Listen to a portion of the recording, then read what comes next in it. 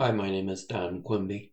I have taught elementary, middle, and high school math and physical science for 41 years. I just started making YouTube videos a few days ago. This video is intended to provide you with a few of the basic conceptual tools needed to understand current theories of the nucleus of atoms.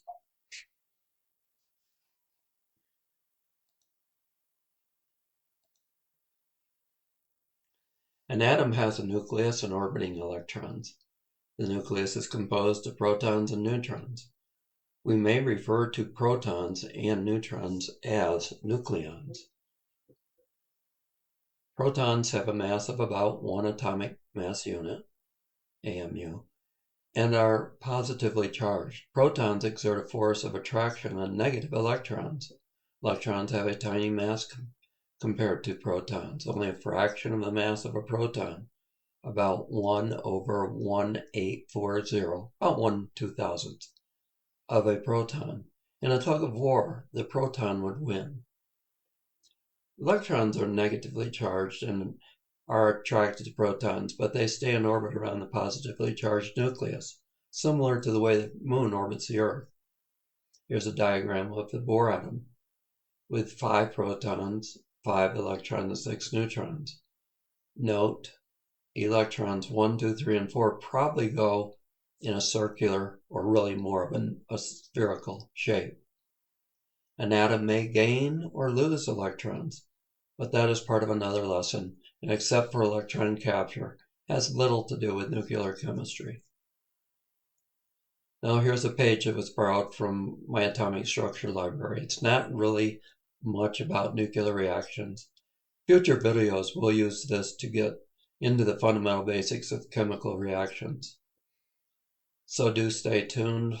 I will be putting out chemical reaction videos in the future.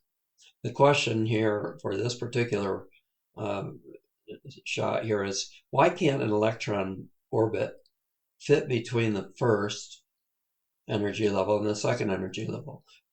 Why can't that electron orbit fit between the K and the L energy levels? Now, it's not exactly this way, but this is a good analogy. You can think of electrons as traveling in waves. When going from the K shell to the L shell, you need one more wave. But that one more wave will not fit halfway between the K and L shells. Note in my drawing that the K shell waves look smaller than the L shell waves, but in reality, the K shell waves actually have a longer wavelength. Anyway, now thinking of nuclear reactions, can you imagine all 20 of those protons capturing an electron? What would happen? I guess that's not likely to happen unless it was in a neutron star or black hole. I mean, would they become like one big neutron? Get like the nucleus is so tiny that orbiting electrons have a hard time hitting it. I get that. An electron is very tiny, and it's going around this very, very, very tiny, tiny, tiny nucleus. Its chances of hitting that tiny nucleus are slim to none. Now, AI says that if that happened, a neutrino would be ejected. My thinking is that the strong nuclear force of a black hole and, well, the gravity, even the gravity, would be so enormous it would hold on to neutrinos. It's interesting stuff. Before going on, understand that there are normal everyday chemical reactions and there are nuclear reactions. This video focuses on giving you the tools to understand the nucleus, not chemical reactions. There are 2 main types of nuclear reactions, fission and fusion. The remainder of this presentation focuses on providing the groundwork for understanding how and why changes take place inside the nucleus. Fission. So now we will learn to understand why the nuclei of atoms decay into smaller atoms. Fission of the nucleus of an atom is a splitting or decay of an atom's nucleus into smaller nuclei. Fusion. Fusion is the combining of nucleons into a larger mass. Maybe something the people who lived on the crab pulsar tried doing before it became a neutron star and swallowed them up. And that's supposed to be a joke.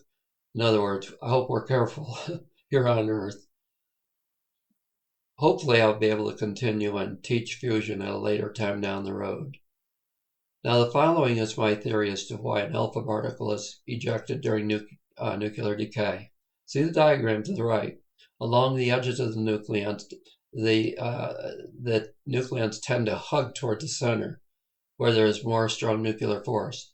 This is insignificant attraction coming from space just beyond the boundary of the nucleus. There is insignificant. Okay, so we might expect a bit of tight, dense skin along the edges of the nucleus. This might account for the reason that small alpha chunks often break away instead of single individual nucleons.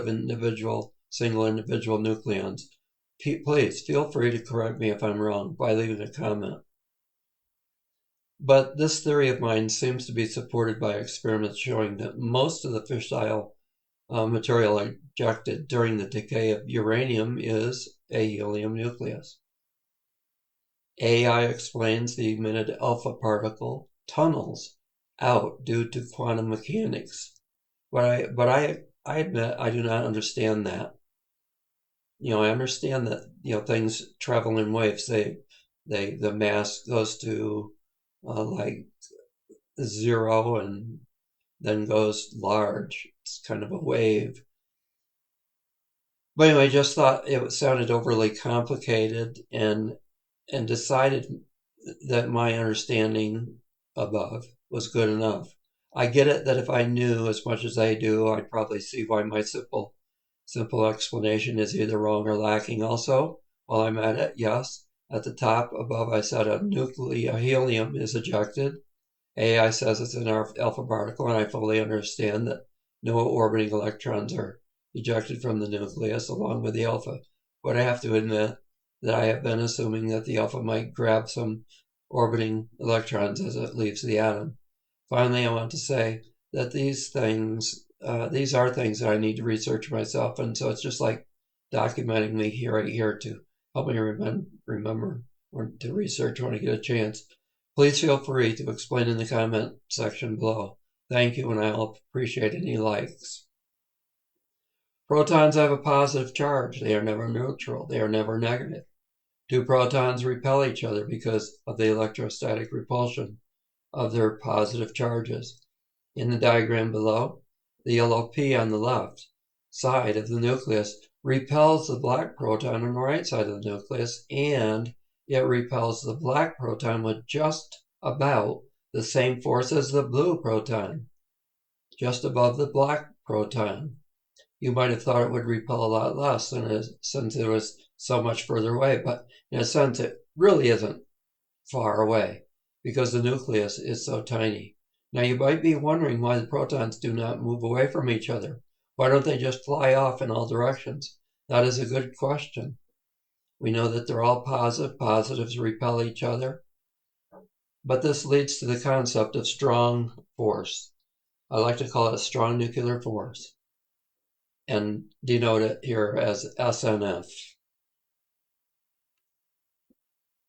Strong nuclear force is a very strong force of attraction between protons that are very close together, probably less than 1.3 diameters apart.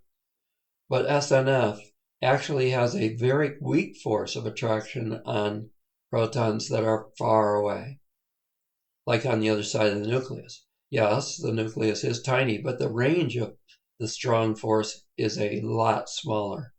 The range of the strong nuclear force, SNF, is a lot smaller than the distance across the nucleus. Think of magnets.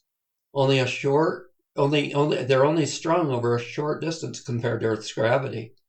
Yes, the nucleus is tiny, but over that tiny distance, SNF changes drastically. It's more like an immense change. Yes, SNF is very, very strong between the protons that are very close together.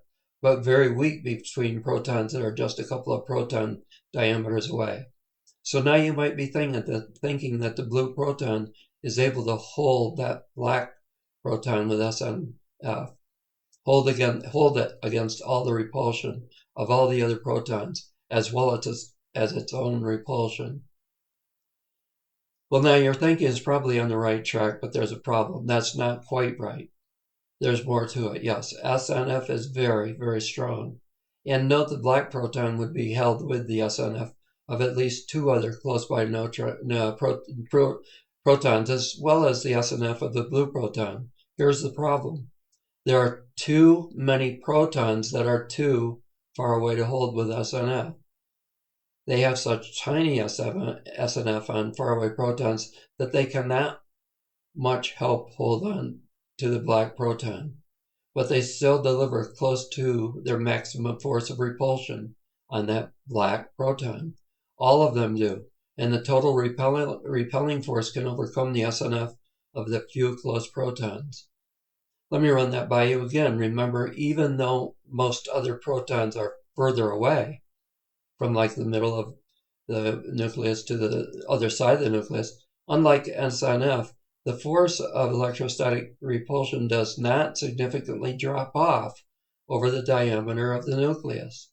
That means there's a lot of total electronic repulsion from the other proton. It is likely that the SNF from the nearby protons will be overwhelmed, and there's a good chance that black proton will be ejected. That ejection might be slow, but at first, for the first split nanosecond, but once its distance from the adjacent nearby protons increases just a bit, SNF will no longer exert much force, and that proton would fly away with enormous speed. This might be a good time to remind that the bomb that destroyed Hiroshima only had the energy required to hold 0.7 grams of nucleons together. But just that is an immense amount of energy. 7/10 of a gram of matter is about the size of a butterfly. Now, can you understand why I think we should do well to learn nuclear science now? Go ahead and look at that page. You can pause it. Look at that. Why does the nucleus fly apart?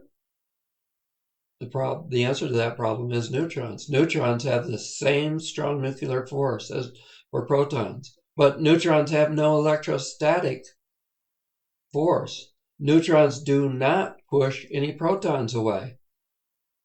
So that helps hold the nucleus together. They don't push it apart, but they do pull it together. And you would want to pause this page and kind of make sure you understand that.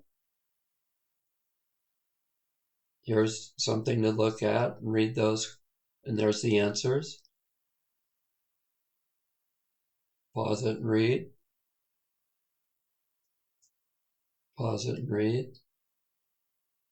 Pause it and read. Pause it and read.